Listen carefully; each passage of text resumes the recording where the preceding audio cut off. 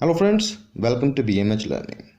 In this video, we are going to discuss about calcium chloride transformation method. Competent cells are bacterial cells that can accept extra chromosomal DNA or plasmids from the environment. The generation of competent cells may occur by two methods: natural competence and artificial competence.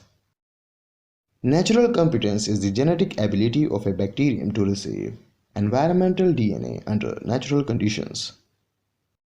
Bacteria can also be made competent artificially by chemical treatment and heat shock to make them transiently permeable to DNA. Principle: as DNA is a highly hydrophilic molecule, normally it cannot pass through the cell membrane of bacteria. Hence, in order to make bacteria capable of internalizing the genetic material, they must be made competent to take up the DNA. This can be achieved by making small holes in bacterial cells by suspending them in a solution containing a high concentration of calcium.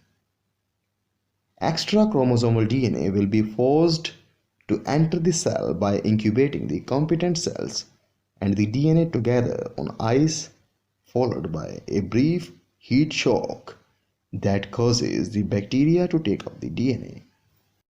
Artificial competence is not encoded in the cell's genes.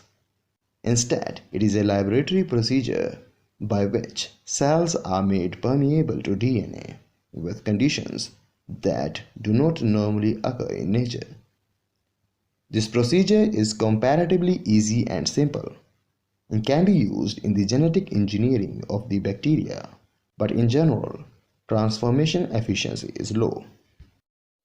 Rapidly growing cells are made competent more easily than cells in other growth stages.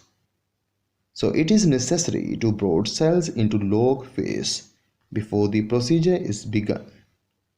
The cells in rapid growth, that is log phase, are living, healthy and actively metabolizing. That's all. Thanks for watching.